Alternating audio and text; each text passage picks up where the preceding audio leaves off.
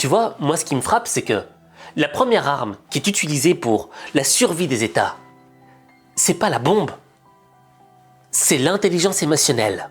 On joue sur la psychologie de l'adversaire. On veut lui faire baisser les armes sans faire la guerre. Et pour cela, on doit toucher son émotion. Quand l'adversaire sait que l'on possède une arme nucléaire, dans sa tête, c'est foutu. Il a perdu d'avance. Il vit avec la peur d'être bombardé. Raison pour laquelle il n'osera pas aller de l'avant. Il n'osera pas répondre lorsqu'on lui mettra une claque. Et tu vois, cette jungle des États, on peut la retranscrire dans la jungle de nos vies. Et au fur et à mesure d'avoir grandi, j'ai compris que le monde était une jungle. Notamment dans le monde professionnel. Tu vois, quand j'ai commencé à travailler comme ingénieur,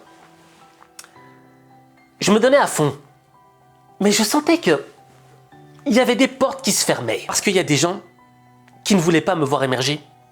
Parce qu'il y avait des gens qui étaient conscients que j'aurais pu prendre leur job. Je me souviens, il y avait un de mes managers qui m'avait dit « Hey, s'il te plaît Aziz, tu me prends pas mon job. Hein. » Et c'est là que j'ai compris la réalité du monde. Souvent, on va te mettre des bâtons dans les roues. Non pas parce qu'on t'aime pas, mais parce que tu représentes une menace. Tu peux déséquilibrer le système qui est mis en place. Raison pour laquelle, très souvent, on rencontre, toi et moi, des plafonds de verre dans nos ambitions personnelles. Mais là où tu peux briser ce plafond de verre, ce n'est pas en te lamentant, en te disant que « Ah non, mais personne ne m'aime, je suis une victime, ils font tout pour que j'y arrive pas ».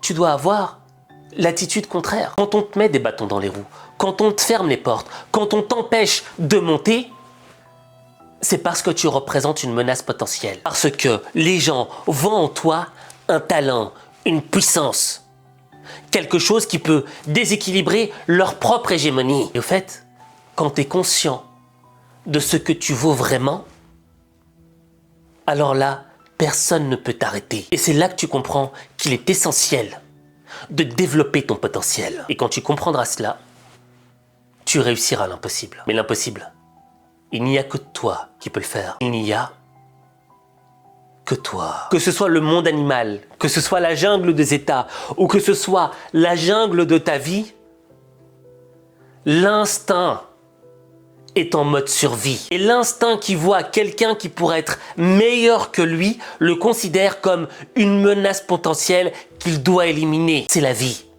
C'est triste, mais c'est comme ça.